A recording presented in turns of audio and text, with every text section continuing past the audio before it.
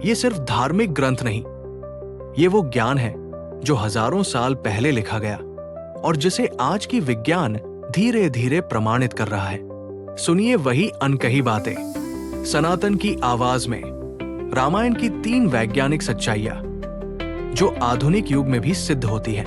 1. समुद्र पर बना पुल राम सेतु। श्री राम ने जब लंका जाने का निश्चय किया तो समुद्र पर पत्थरों से पुल बनवाया। ये कथा में कल्पना जैसी लगती है, लेकिन नासा ने 2002 में उपग्रह से ली गई एक तस्वीर जारी की जिसमें भारत और श्रीलंका के बीच एक 50 किलोमीटर लंबा पत्थरों का पुल साफ दिखाई देता है। जियोलॉजिकल सर्वे ऑफ इंडिया के अनुसार ये पुल 5000 से 7000 साल पुराना हो सकता है, यानी रामायण काल के करीब। बड़ा सवाल, पत्थर पानी में तैरते कैसे हैं? रामायण बताती है कि राम नाम लिखे गए पत्थर पानी में नहीं डूबे। अब वैज्ञानिक मानते हैं कि वहां के पत्थर पोरस पमिस रॉक्स जैसे हैं, जिनमें हवा के कण होते हैं और वे पानी में देर तक तैर सकते हैं। निष्कर्ष, राम सेतु कोई कल्पना नहीं, ये एक ऐतिहासिक और भौगोलिक प्रमाणित संरचना है। 2. अशोक वाटिका और संजीवनी बूटी वनस्पति विज्ञान का रहस्य।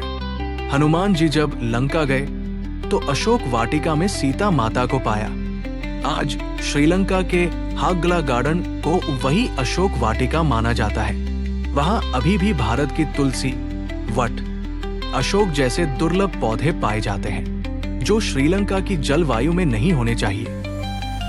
और फिर बात आती है संजीवनी बूटी की। लक्ष्मण को जीवित करने के लिए हनुमान संजीवनी लाते हैं।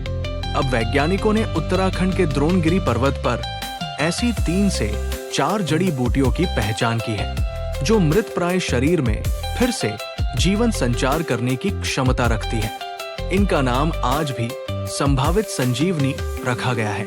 निष्कर्ष, रामायण में वनस्पति विज्ञान का इतना गूढ़ ज्ञान है जिसे आज की आधुनिक बोटनी भी समझ रही है। 3.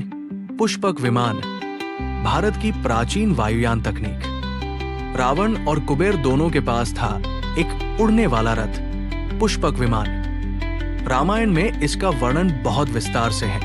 एक ऐसा विमान जो मानव चालित था, गंतव्य जानता था और कई लोगों को ले जा सकता था।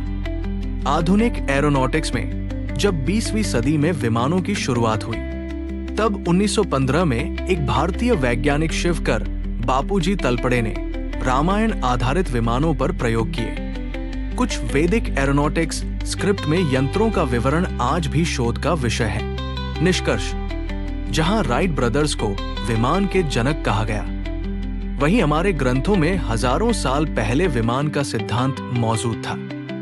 क्या रामायण सिर्फ धर्म का ग्रंथ है?